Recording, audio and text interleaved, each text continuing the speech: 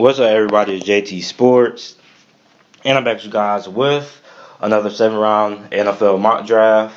And this video I'm going to be doing the Miami Dolphins. Before I begin, make sure to like the video and subscribe. I upload NFL videos and NFL content daily, so make sure to subscribe and hit the notification button, the bell icon right next to the subscribe button, so you never miss a video. And let's get into it. So the Miami Dolphins, a team that finally parted ways with Adam Gase. And I felt this was a long time coming because Adam Gase, he didn't live up to what he was supposed to be. This guy was supposed to be an offensive guru, offensive-minded coach. Well, he was an offensive-minded coach that never ranked higher than 19th in the NFL in total offense, which is below average. Average would be 15th, and elite would be top 10. And his offense is never ranked in the top 10. And that's not all his fault. I mean, Ryan Tannehill, during Adam Gase's tenure as Miami Dolphins head coach, was basically injured. And even in 2016, when Ryan Tannehill was mostly healthy through that season, he got injured. And when they got annihilated by the Pittsburgh Steelers, Matt Moore was the quarterback. And that year they had Jarvis Landry and Jay Ajayi. And then after that, it just went all downhill. The Miami Dolphins were supposed to have a good season this season with Ryan Tannehill coming back and whatnot. And a lot of Miami Dolphins fans were optimistic. And that didn't really work out. And the reason why this past season wasn't really that good was because the offensive line was terrible. And Jawan James, or Jones, I think his name is, he was okay. They are bringing him back for the 5th year of his contract. And other than that, the tackle positions are okay. But the interior of the Miami Dolphins offensive line needs to be reworked and revamped. And they signed one guy in free agency, but at the offensive guard position. But they still need a couple more positions to fill out on that offensive line. And they really need to get those addressed in the NFL draft. Everybody has them talking about how they should take Drew Lock or Daniel Jones. I think that's a little bit retarded, because why are you going to do that when the offensive line is a complete mess? And there's other things that they need to address. So, if I'm the Miami Dolphins, there's only 2 quarterbacks in this draft that I think will be worth drafting. And I'm acting like I'm the Miami Dolphins GM, right?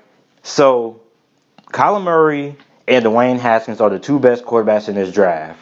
If they're not available for the Miami Dolphins to pick, which they probably will not be, I'm not drafting a quarterback. I would trade down try to see if I can get a first-round pick of next year's draft. And then plus, since we're tanking, we're probably at least going to have a top 10 pick. I would trade that for a team that's picking in the top 3 that's looking to trade down in next year's draft.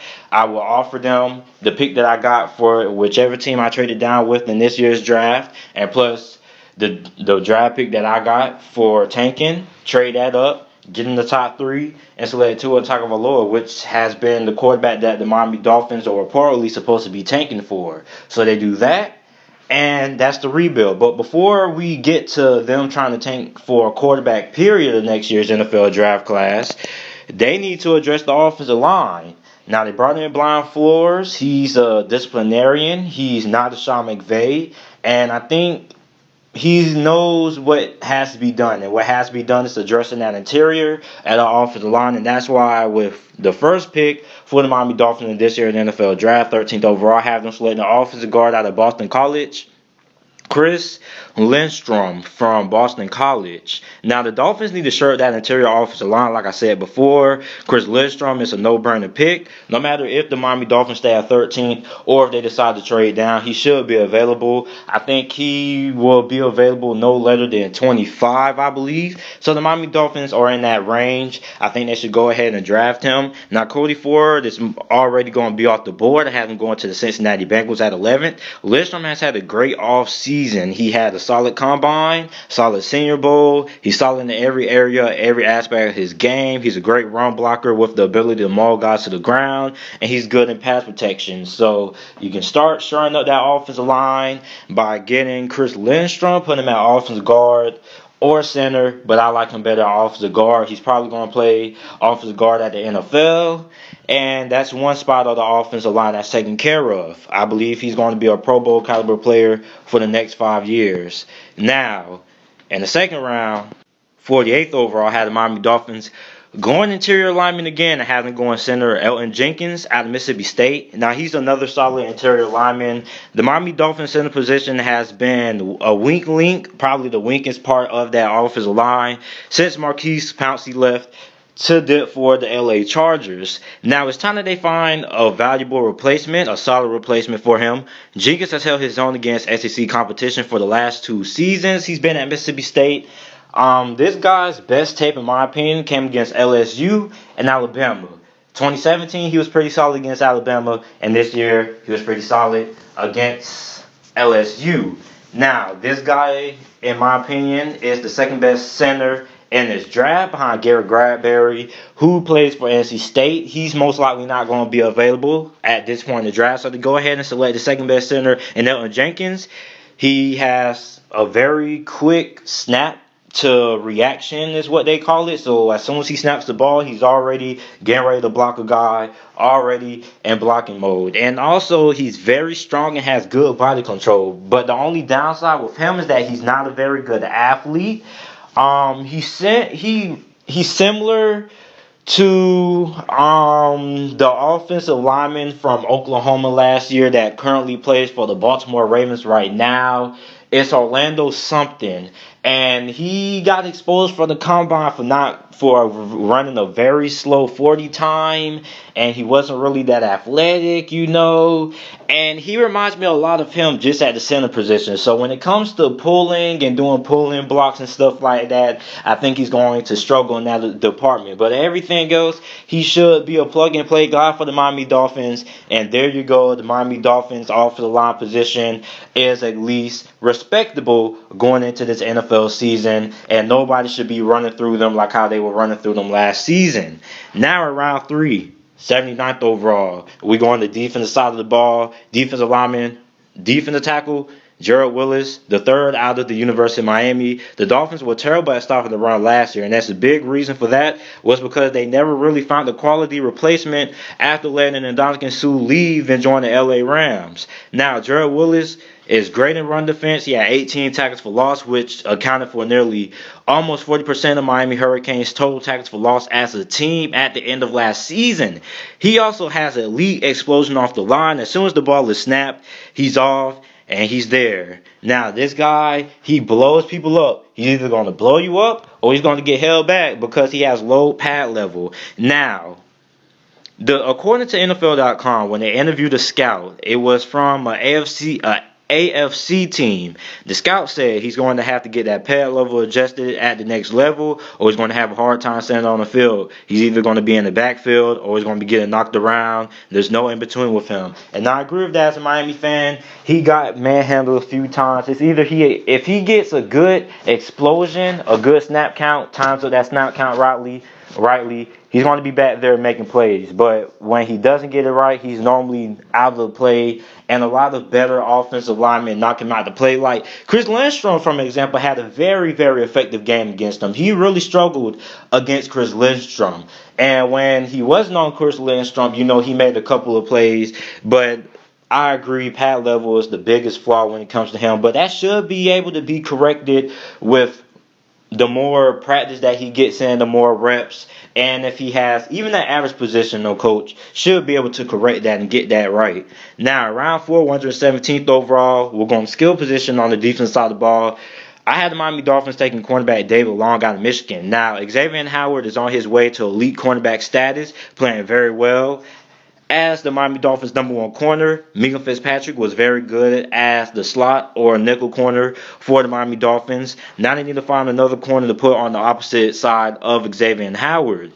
At 5'11", 196 pounds, David Long will be just that. Now, he is a little bit undersized, but other than that, he was the definition of a lockdown corner at the University of Michigan, as quarterbacks seldom threw his way. When they did throw his way, most of the passes were incomplete. Now, he is an excellent man-to-man corner. He's also very good in press coverage. He's also very disciplined. He doesn't get faked out by wideouts. The biggest concern with him, which is the reason why he's projected to be a 4th-round pick, is because of his size. And people want to know how effective is he going to be when he goes against those bigger, stronger wide receivers like the 6'4", 6'5" guys that excel in catching those 50-50 jump balls? That's the biggest concern with him. But overall, I think he should be a plug-and-play starter for the Miami Dolphins, and he should be a pretty solid cornerback in the NFL. Now, in the 5th round, 152nd overall, have him taking the wide receiver Stanley Morgan out of Nebraska. Now, the Miami Dolphins don't have a true number 1 wide receiver. They have Devontae Parker, who they're giving him a second chance, who has pretty much been a bust or has underachieved to this point. I know that for a fact because I had him on my fantasy team. I thought he was going to have a breakout season. That never came. And the Miami Dolphins wide receiver core has been pretty much ineffective, pretty much inconsistent. Ever since Jarvis Landry left, it's been pretty much inconsistent, and they need to find a consistent wide receiver. Stanley Morgan is just that. Now, he doesn't have any traits that are mind-blowing, but he does everything well. He's pretty average in everything, and he's pretty consistent. He has good hands, makes tough catches in traffic, has solid speed, not elite blowaway speed, but he has just enough speed that, he can make a couple of plays, move the chains or whatnot. And he has no game-changing ability, like I said earlier, but nothing that sets him apart.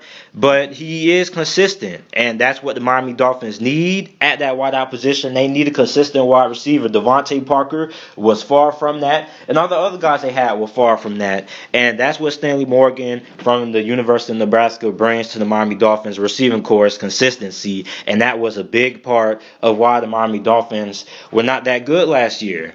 In the 6th round, 190th overall, had them taking halfback Alex Mattison out of Boise State. Now, this guy reminds me a lot of Jay Ajayi, and he would be a pretty good fit because Frank Gore is on the Bills now. Kenyon Drake seems to only be effective as a pass catcher, and Bilal just a question mark. Now, Alex Mattison doesn't have elite speed and crazy elusiveness, but he'll get the job done.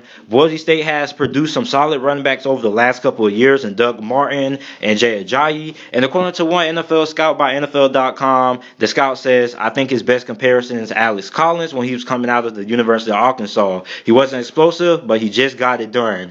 That's how Mattison is. And this was a running back coach from an NFC team. Now, Mattison with the Dolphins could provide a solid, true running back for the Dolphins. And like Jay Ajayi he wasn't nothing elusive. He got the job done. Now, this guy only had about 10 carries this college football season that went for more than 15 yards. So, I think he'll be pretty effective with the Miami Dolphins. He's a guy who can convert those third downs. Kenyon Drake can't really do that. Kenyon Drake is very, very inconsistent. I really like him more as a pass-catching back, kind of like a bigger version of Darren Sproles, and a little bit slower because we know Darren Sproles is a speed demon, but I think Kenyon Drake is a bigger version of Darren Sproles, and I think they need an effective running back who can convert on third downs, those third and shorts, and that's what Alex Mattison would do.